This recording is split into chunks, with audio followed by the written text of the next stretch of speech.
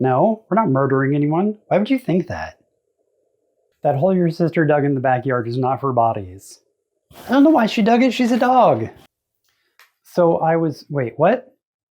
No, I don't want to see your kill list.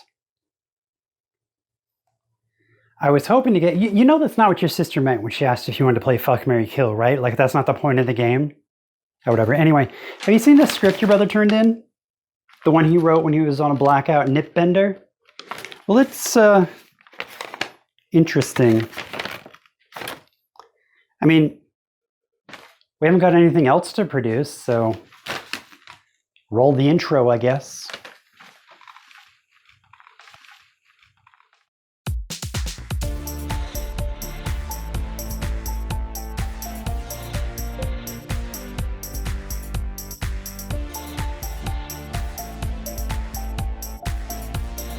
Hey there, I'm Carmilla. I'm a cinephile, and I've always been a cinephile.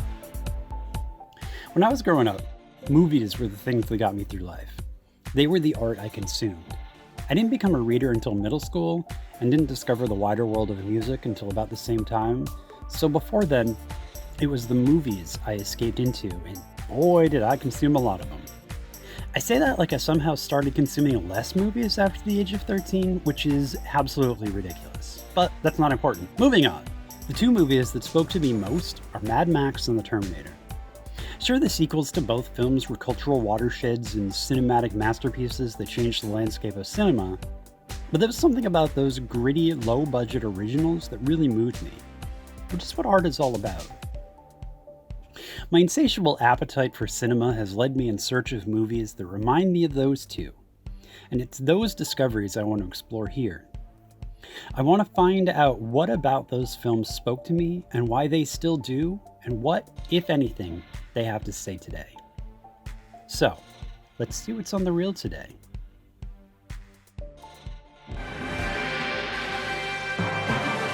Oh shit. Buckle up, kiddos, it's about to get weird. Solarbabies is 1986. Oh, that title, what were they thinking?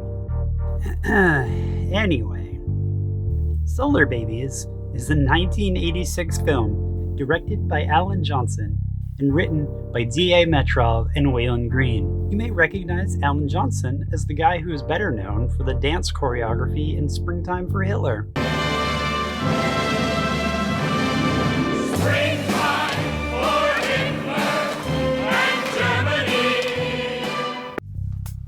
Starring Jason Patric, Jamie Gertz, Lucas Haas, Claude Brooks, James LaGrosse, Peter DeLuise, Adrian Pasdar, Richard Jordan, and Peter Kalanko.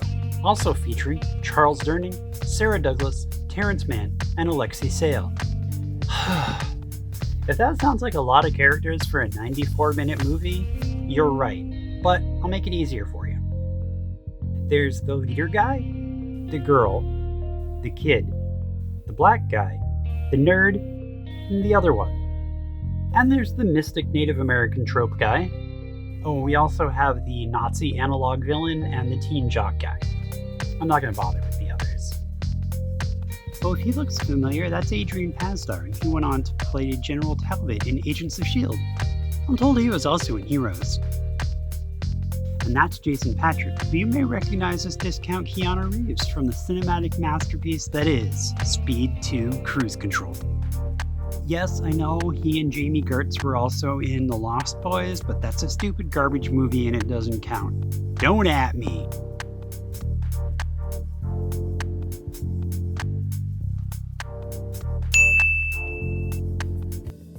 Solarbabies is a story about indoctrination and oppression.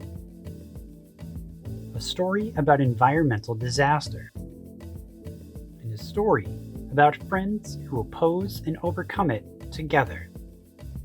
Okay, so we open on a blasted, water-starved wasteland, and it's explained that all of the world's water is controlled by a militaristic organization called the Eco-Protectorate. They run an orphanage containing the last remnants of the world's children. So they say, but I'm getting ahead of myself. But the orphanage is just an indoctrination center prison camp to keep the ranks of the EP filled. The Solarbabies are also a team who plays a rollerball kind of game. When they sneak out of the orphanage for an unsanctioned game, the EP swarm in to apprehend them and they scatter. Daniel, the kid, escapes via a cave. While hiding out, finds a closed chamber housing a glowing orb.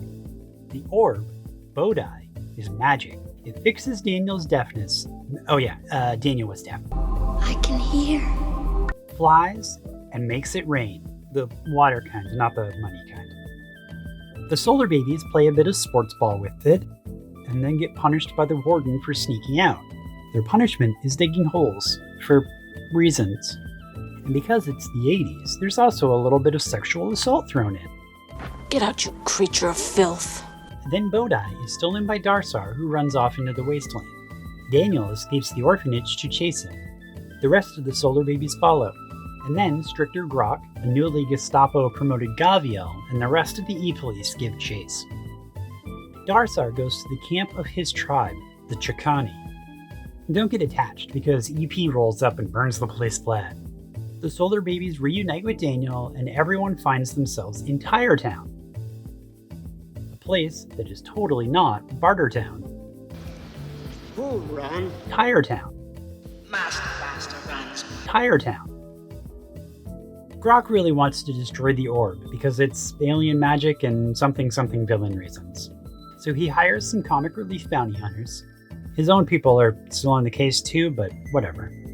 Everyone converges in Tire Town, and there's some drama, 80s hair, and action, I guess we can call it. So the team splits up, and Grok gets Bodai.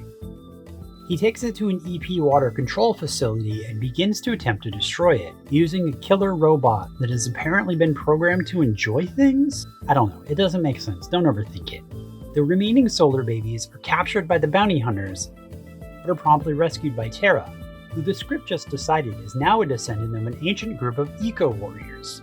The eco-warriors are a desert tribe, fighting against the imperialist authority, while keeping a water source secret and safe, and are a totally unique creation that have never appeared in film before, only 2 years before this in a much better movie. The Solarbabies launch an attack on the EP facility and rescue Bodai and destroy the facility, releasing water to the world. Swim in the ocean? Happy ending. What? Why do I need to make a mid-episode skit? I know the outline says synopsis, interlude, thesis. I wrote it. Oh, Bodai told you I need one? Why did I hire you?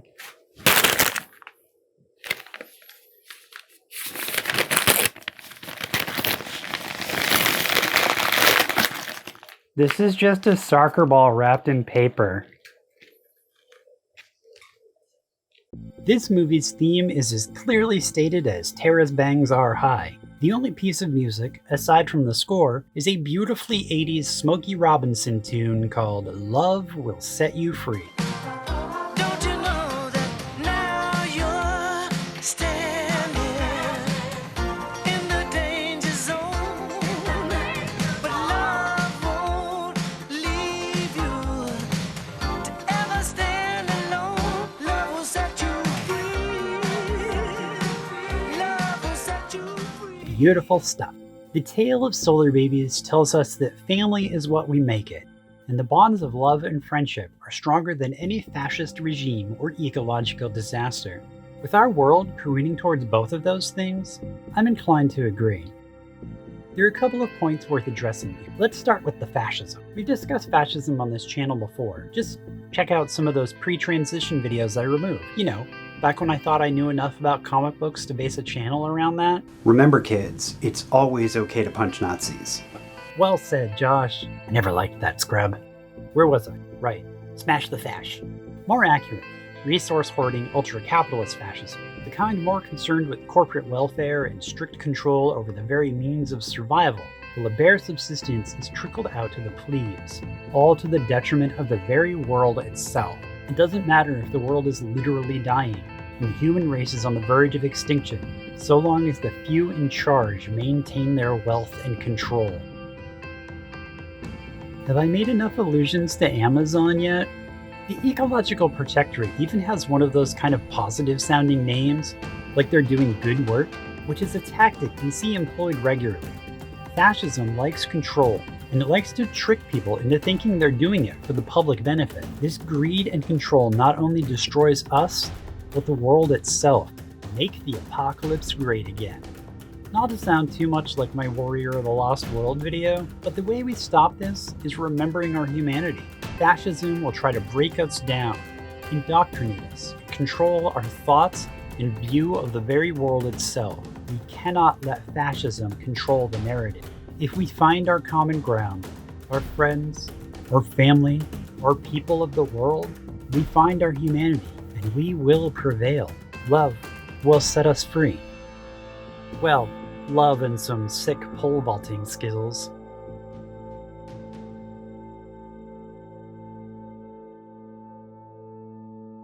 Now, I know what you're thinking. Solarbabies?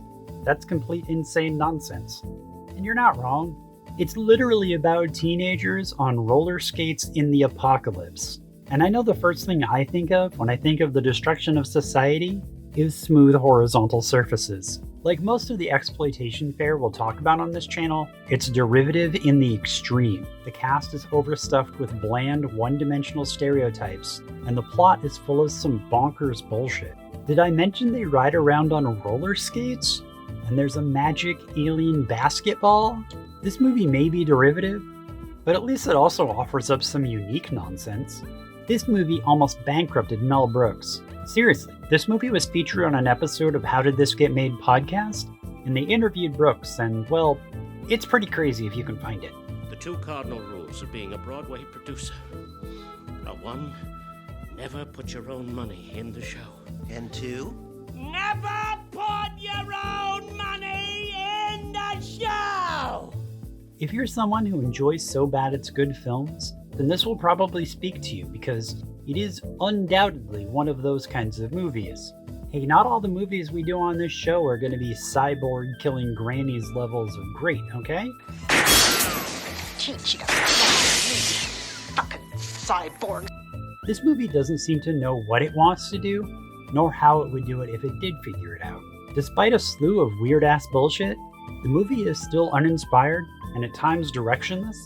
While mixing bonkers concepts, it still is somehow derivative of films like Dune and Beyond Thunderdome. But if we pause and look beneath the surface of the nonsense, we begin to see the true message of the film. Together, we will prevail. Love will set us free.